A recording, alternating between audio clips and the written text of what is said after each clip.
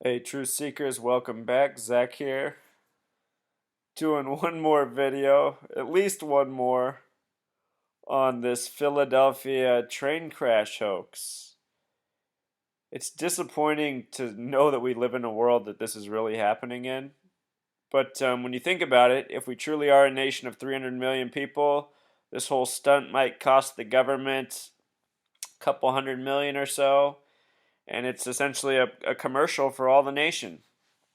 Companies spend that kind of money to advertise during the Super Bowl, at least we're told. The country does need new railroad. I'm sure a case will be made from this story in that direction. Anyhow, in the crisis actors, there's this woman, Beth Davidz. We're going to watch her footage from the news. But what I want to point out is after the crash, she posted on her Facebook account this: from rides to wet naps to coffee to iPhone plugs to just reaching out, thanks to who reached out to me after the Amtrak 188 crash. Glad to be here and to be back in Brooklyn. So she has 111, well, 1, 2, 3. She has 114 people like this. That's hilarious. 114.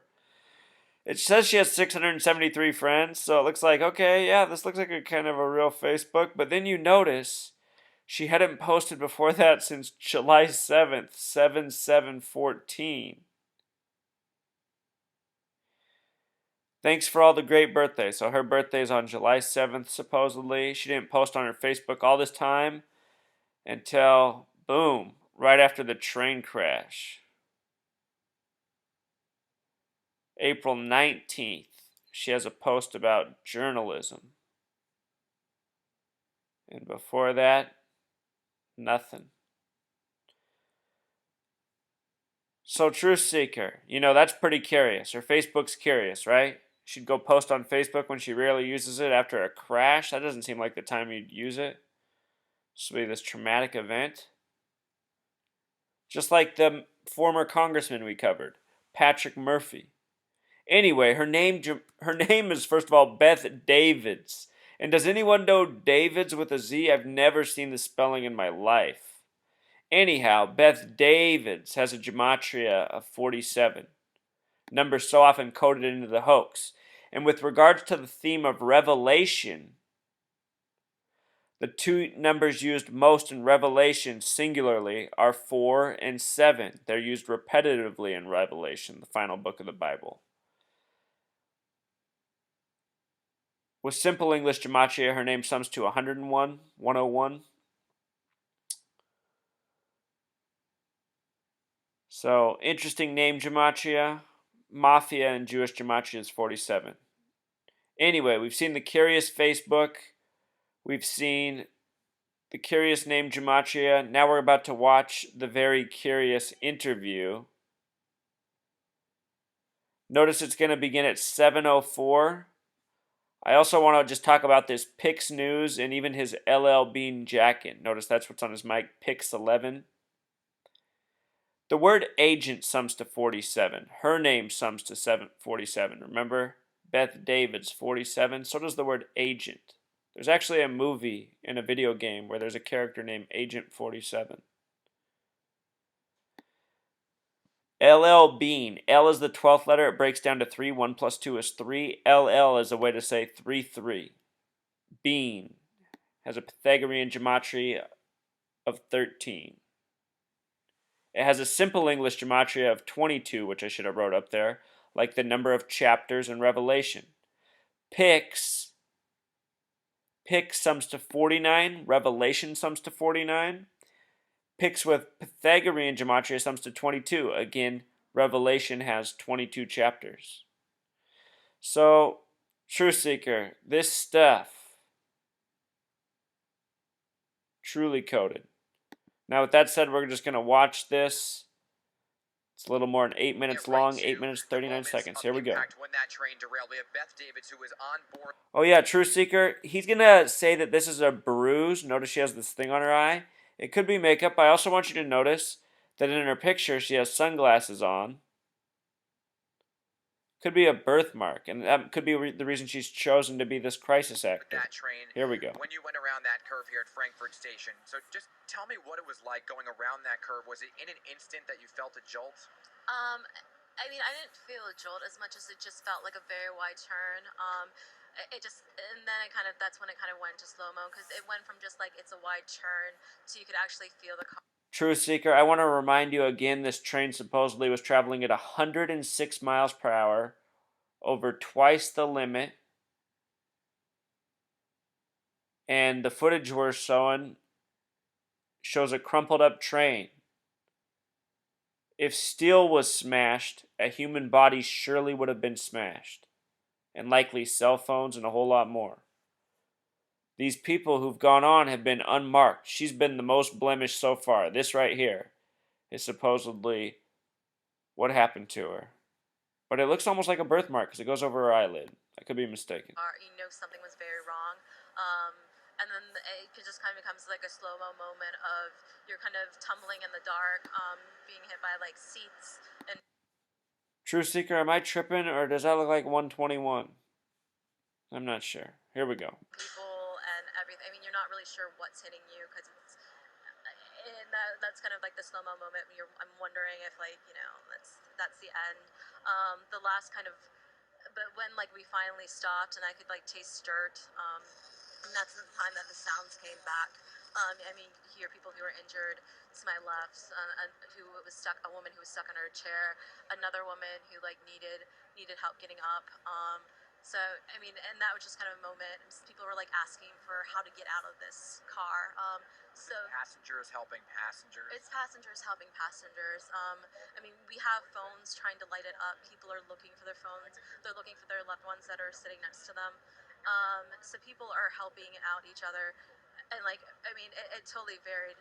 Um, Everybody was trying to help everyone else get out. But I mean, there's a moment where like, should we just stay here for the emergency services? But the car started to fill up with smoke, so we decided that we needed to exit. So we actually had to climb up to the top. Our car had actually tipped over, so we had to climb up through the roof, using the chairs as ladders. Passengers were helping other passengers, kind of jimmying their way up there. Like I was pushing somebody, someone helped pull me, and then we were stuck on the top of the train. That's where you could actually see kind of what had occurred. You could see that the first and second cars, the first cars were just crumpled, and the quiet car, the car before me that I was thinking about being on, like was also just kind of like crushed at the end. You were in the third car. I was in the third car, yeah, because it was just like a split decision if I was in the second or third. I mean, the scariest part is that you weren't seeing people coming out of those two cars. Now, I don't want to ask you how you're doing. I see some bruises on your face here. So you were taken to the hospital. How did you get the bruises on your face? It was just kind of the whole like kind of tumbling action. So I mean, like people like me who could actually like walk out, they kind of like took us to kind of a safe area. But I mean, there's other people too. I mean, I don't feel injured compared to like the people who were being taken out in gurneys, people who were unconscious. I mean, and like just being that close to the first two cars, like I'm perfectly fine. As you walked away, I mean, is this a surreal moment to look back and see this train here? I mean, like it's the moment you're never prepared for. I mean, it's just kind of like that one moment from like it just seems like a wide turn to like this is seriously wrong. So I mean, end of the day, I know that I'm not processing it. Yeah. I'm just kind of focused on the logistics of getting home, that kind of thing. Like, Was the train going fast? and once again, I'm not really sure if it was or not. It felt like a very typical ride to me because I do this, trip, once every month or so. So I mean, it felt perfectly normal, until that moment that it obviously wasn't. So. And what we were talking about earlier was the fact that everybody was really helping everybody, and then how quickly were first responders on the scene? So I mean, we were kind of, in the car, like people were like, should we wait for first responders? Because like, do you really want to make the 8-foot jump with one shoe on?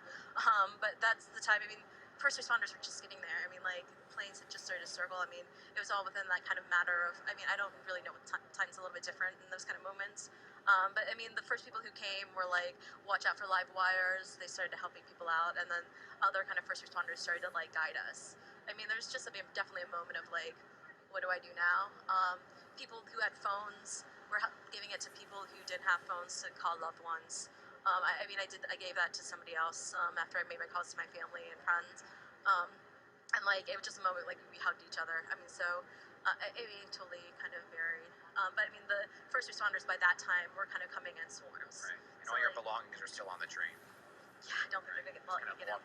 walked right off with what you had on your back. Yeah, pretty much. I mean, the cars at the back. I mean, I think people could just grab their stuff, but for probably the fourth car up, I mean, you were lucky to get out. I mean, I was really excited to have a shoe and a phone. So, um, yeah, I'm thankful that I had that.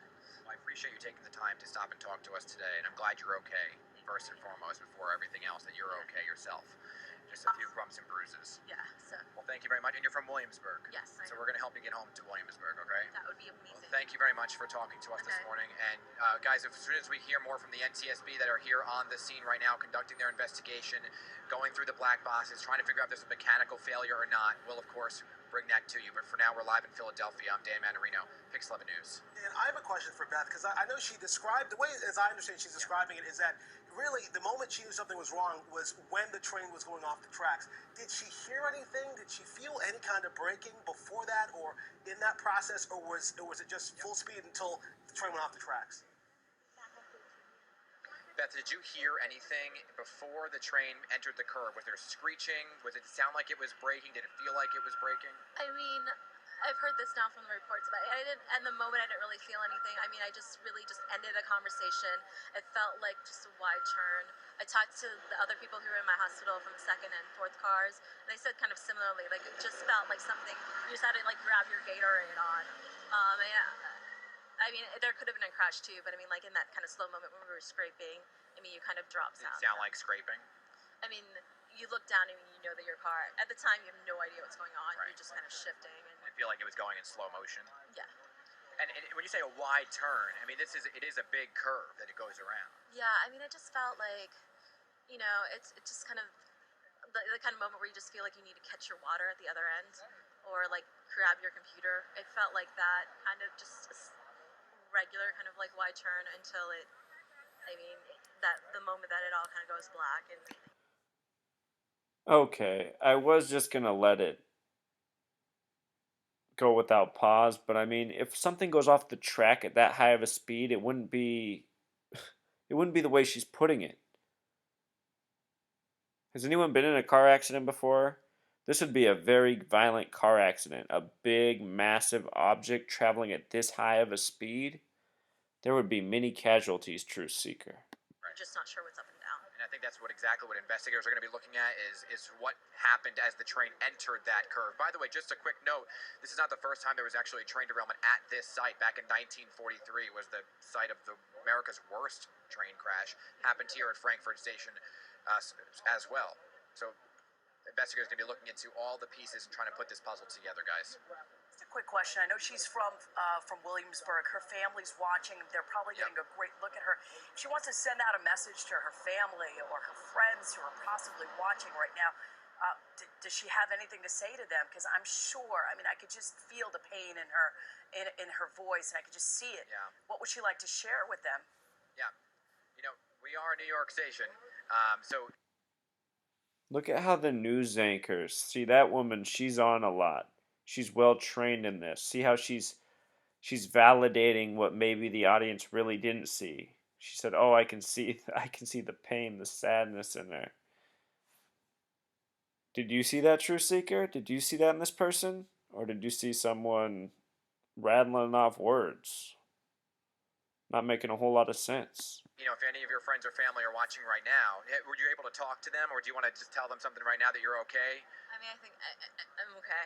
Um, I think most people have like followed it. One note: I hope my dog walker got my email and is walking my dogs right now. Both dogs. Yes. Both of your dogs. All right. Well, thank you very much for taking this. I'm really glad that you're okay and you're here to talk to us and you're able to tell everybody at home that you love them and that you got to get those dogs walked. It's Yeah, early in you the do. morning. I know what you're saying. Yeah, I'm they're glad to probably- see you smile too. They're freaking out, I'm sure, but whatever. I'm glad to see you smile. We'll get you They'll home live soon. through it. They'll live through it. You live through it. They live through it. It's tough times out here, but I'm glad to see her crack a little bit of a smile this morning. Guys, back to you. You know what? Give her a hug for us, Dan, because I could tell that she's I know. just I been, know. yeah, she's been through a lot, and you could see it. I know she's a strong lady, and she's seen She the has worst been. of it and was able to crawl out, and she is one of the lucky ones because once Very again, strong. six people now confirmed dead, 140. Truth Seeker, do you understand that the people in the media who knowingly are people who are aware of what they're doing are some of the biggest sellouts to humanity in this world? Think about this. The people who are willing to do this, to participate in this, it's a tragedy. I wonder if they're aware of their actions. Maybe they're ignorant of the consequences of their actions. I would at least hope so. Six people taken to a local hospital. Dan Manarino live on the ground. And I also want to tell you that the NTSB Go team partially. Doesn't Dan Manarino sound like a real name, Truth Seeker? It's all too perfect, isn't it? Beth Davidz. The only time she uses her Facebook is on her birthday, when she's at journalism thing, and after after a supposedly tragic train crash. With regards to that number 43, the word massacre equals 43. They said that was the worst train crash there since 43. Alright, until next time, Truth Seeker. Encore, Truth Seeker. I just got the idea to look up the 1943 train wreck that they referenced. Look at the date it happened on, September 6th, 9-6. The word Freemason equals 96. Satanism equals 96. Knowledge equals 96. Supposedly it happened at 6:06. 6:06, Truth Seeker. 117 injuries, 79 deaths. The word murder equals 79.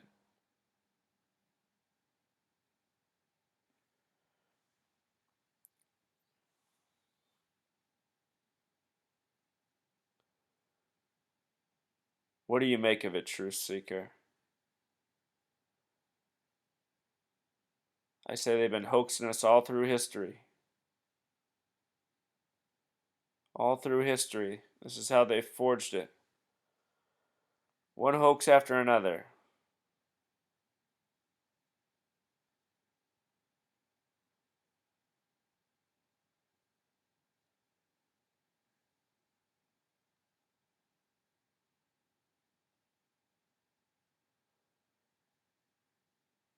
Truth Seeker, it happened on Labor Day weekend. Labor Day. You know what Labor Day is about? Labor Day is them laughing at us. Have your day off, your tribute to being an annual slave. Labor Day sums to 33. The only holiday in the calendar year that has a Pythagorean gematria of 33, Labor Day. Up here in Seattle on the 47th parallel, we have a museum called the Seattle Art Museum, abbreviated the SAM. SAM has a gematria of 33, simple English. That museum opened in 33. 33 designer, Robert. These tributes are everywhere. We live in a Freemason creation. A lot of it's based on revelation. Alright, Truth Seeker, until next time.